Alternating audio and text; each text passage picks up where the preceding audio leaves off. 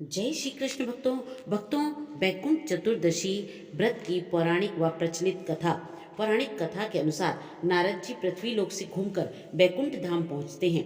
भगवान विष्णु उन्हें आदर पूर्वक बैठाते हैं और प्रसन्न होकर उनके आने का कारण पूछते हैं। नारद जी कहते हैं, हे प्रभु, आपने अपना नाम कृपा निधान रखा है, इससे आपके जो प्रिय भक्त हैं वही तर जाते हैं।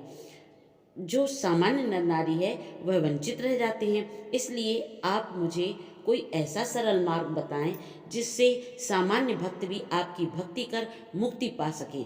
यह सुनकर भगवान विष्णु बोले, हे नारद, मेरी बात ध्यान पूर्वक सुनो।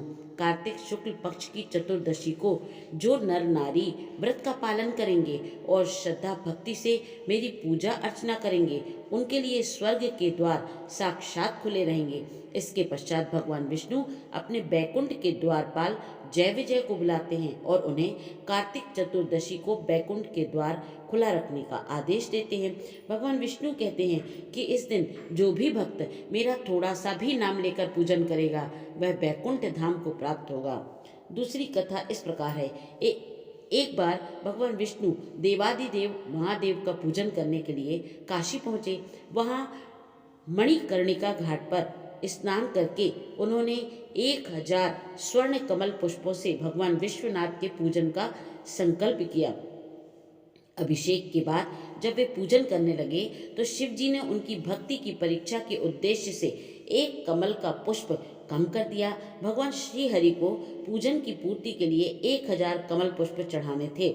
एक पुष्प की कमी देखकर उन्होंने सोचा, मेरी आंख भी तो कमल के समान ही है, मुझे कमल नयन और पुंडरीकाक्ष भी कहा जाता है। यह विचार कर भगवान विष्णु अपनी कमल समान आंख चढ़ाने को प्रस्तुत हुए। विष्णु जी की इस अगाध भक्ति से प्रसन्न होकर देवाधिदेव महादेव प्रकट होकर बोले, हे प्रिय विष्णु, तुम्हारे समान संसार में कोई दूसरा मेरा भक्त नहीं है।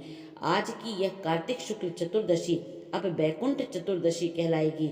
इस दिन व्रत पूर्वक जो पहले आपका पूजन करेगा उसे बैकुंठ लोक की प्राप्ति होगी।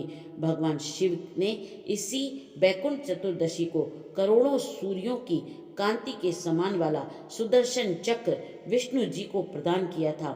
शिव जी तथा विष्णु जी कहते हैं, इस दिन स्वर्ग के द्वार खुले रहेंगे। मृत्यु लोक में रहने वाला कोई भी व्यक्ति इस व्रत को करता है तो वह अपना स्थान बैकुंठ धाम में सुनिश्चित कर लेता है। जय श्री कृष्ण भक्तों।